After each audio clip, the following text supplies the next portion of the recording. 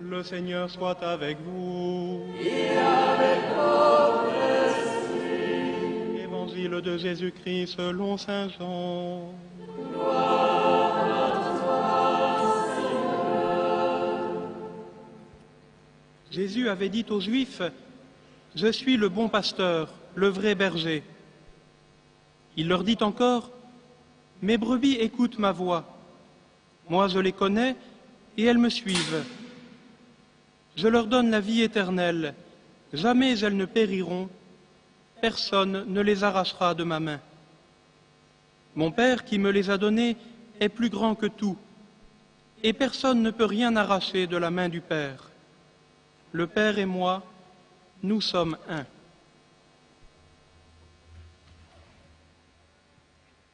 Acclamons la parole de Dieu. Gloire à toi, Seigneur Jésus.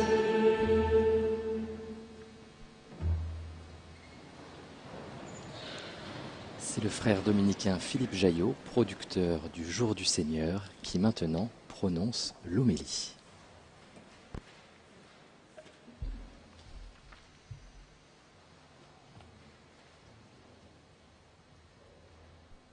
Chers amis téléspectateurs, avec l'équipe du Jour du Seigneur, nous souhaitions vous proposer un pèlerinage télévisuel auprès du tombeau de l'apôtre Pierre à Rome.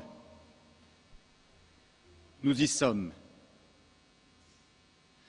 Pourquoi un pèlerinage?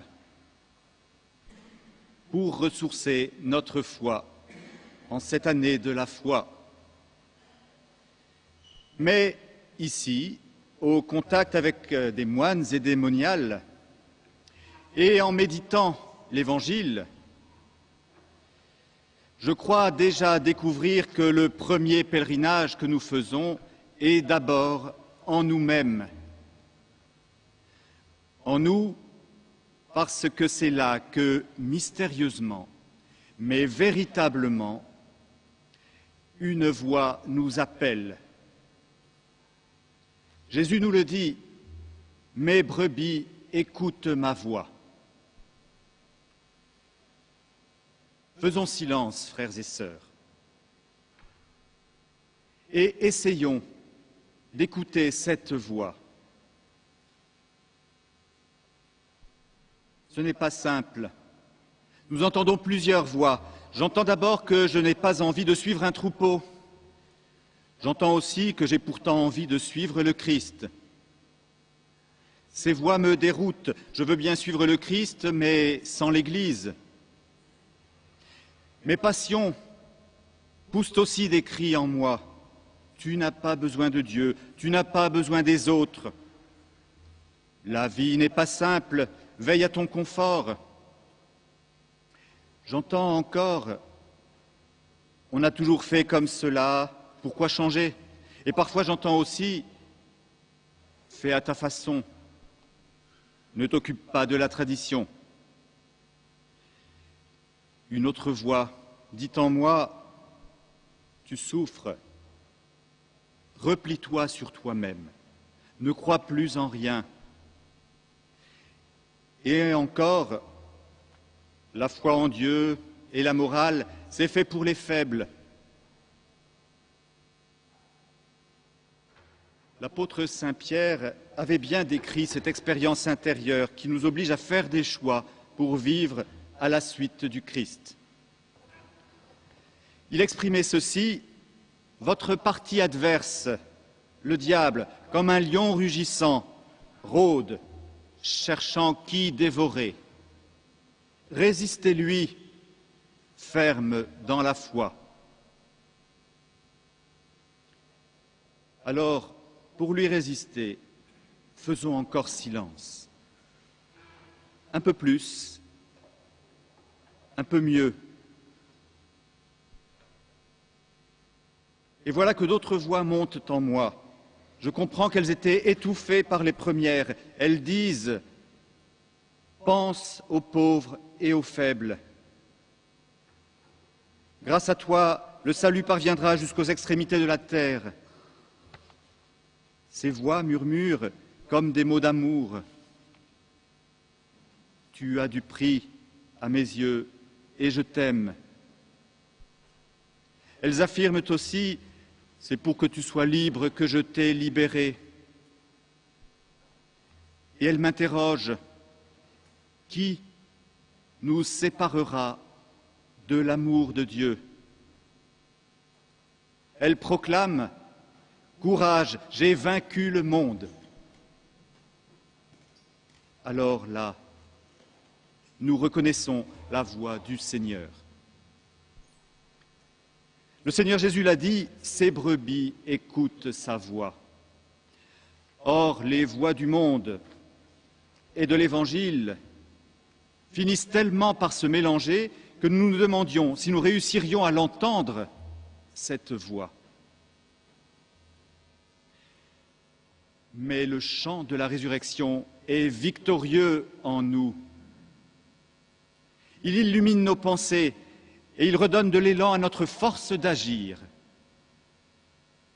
Au fond de nous, nous le savions que nous pouvions entendre sa voix.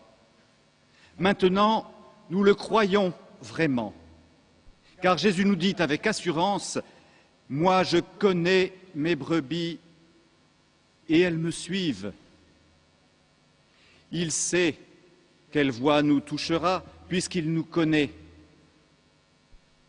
Quelle parole nous aidera? Réconfort, encouragement, pardon. Nous savons qu'il trouvera de quelle manière se faire entendre. Je l'entends dans ma prière et dans l'expérience de son Église. Je l'entends quand je lis la Bible. Je l'entends quand je m'y attends le moins face à mes proches par lesquels il vient à moi. Je l'entends quand je rencontre cet inconnu qui a besoin de mon aide et celui-là qui vient me soutenir. C'est ainsi qu'il a appelé tellement de grands saints. Il a chamboulé tellement d'existences qui ont été transformées. Pourquoi pas la mienne, si je crois en lui?